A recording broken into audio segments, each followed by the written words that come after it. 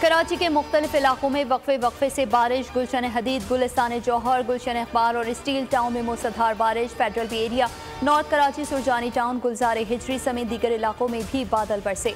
बल्दिया town में भी सड़कों पर 2-2 फीट पानी जमा। बच्चा गड्ढे में डूब कर जाँ बहक। महकमा मौसमियात ने कराची में 28 जुलाई तक बारिशों की उम्मीद जाहिर कर दी। हैदराबाद, सखर समेत सिंध के दीगर अजला में भी बारिश। जल थल एक हो गया। बिजली फराहमी भी मअतल। इस्लामाबाद, कसूर, पाकपतन, रावलपिंडी समेत कई शहरों में वक्फे से बारिश जारी। इंतजामिया अलर्ट। KP, आज़ाद कश्मीर, गिलगित बल्तिस्तान में भी बादलों की घन गरज।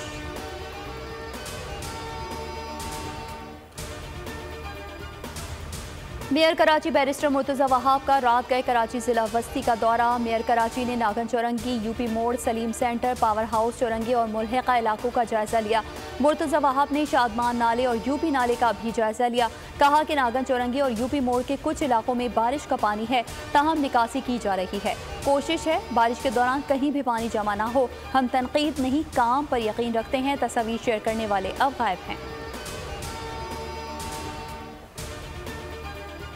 मुल्क भर में ताकतवर मानसून बारिशों ने तबाही मचा दी। एक माह में बारिश 133 जाने ले गई। 25 जून से अब तक मुल्क भर में 57 मर्द, 21 खवातीन और 55 बच्चे जाँ बहक हुए। NDMA ने रिपोर्ट जारी कर दी। सबसे ज्यादा 65 अमवात पंजाब में रिपोर्ट हुई। खैबर पख्तूनख्वा में 35, बलूचिस्तान से 6 अफराद जाँ बहक हुए। सिंध से 10 और आज़ाद कश्मीर से 5। इस्लामाबाद में 11 अफराद जान की बाजी हार गए। 215 जख्मी, 368 घरों को नुकसान पहुँचा। 245 मवेशी हलाक हुए। दरियाओं का बिफरा पानी करीबी आबादियों पर कहर ढाने लगा। रावी, सतलुज और चिनाब में सैलाब से वसी रकबे ज़ेरे आब। कई बस्तियां डूब गईं। शोर मचाते रैले खड़ी फसलें बहा कर ले गए। रहीम यार खान के करीब चांचड़ा शरीफ में दरियाए सिंध की सतह बुलंद होने लगी। बहाव 2,15,000 क्यूसेक से बढ़ गया। दरियाई कटाव से पानी करीबी बस्तियों और फसलों में दाखिल। कादराबाद के मुकाम पर दरियाई चिनाब की मॉनिटरिंग सख्त कर दी गई। PDMA ने नए मानसून स्पेल के बाद सूरत हाल मजीद बिगड़ने का खदशा जाहिर किया।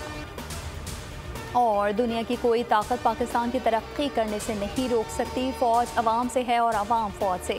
फैसला किया है कि पाकिस्तान को मौजूदा बहरान से निकाल कर दम लिया जाएगा। Army chief general Syed Asim Munir का खानेवाल मॉडल एग्रीकल्चर फार्म की इफ्तिताही तकरीब से खिताब।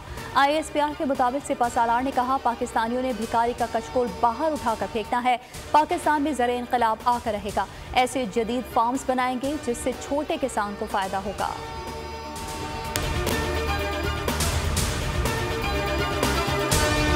पाकिस्तान की IT इंडस्ट्री जो है वो पाकिस्तान की एक्सपोर्ट में एडिशनल इजाफा कर सकती है अगले 3 सालों के अंदर, क्योंकि IT और बाकी जो 3 सेक्टर्स हैं उन 3 सेक्टरों में IT में फ़र्क है। वो ये है कि ये शॉर्ट टर्म में आपको गेन दे सकती है, जो पाकिस्तान की नीड है इस वक्त।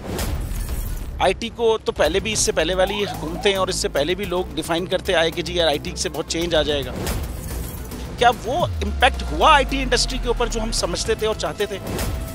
पाकिस्तान की IT एक्सपोर्ट्स इतनी हो जाएंगी कि पाकिस्तान के सारे मसले मसाइल ख़त्म हो जाएंगे? वो तो नहीं हुआ। आपकी जो पॉलिसीज़ हैं वो कॉन्फ्लिक्ट हो रहा है। क्या हमने ऐसी पॉलिसीज़ रखी हुई है कि गूगल मजबूर हो यहाँ पे ऑफिस खोलने में? पॉलिसीज़ के तहत करना होगा। वो 2 से 3 महीने 4 महीने में खुद ब खुद ऑफिस स्टार्ट करेंगे।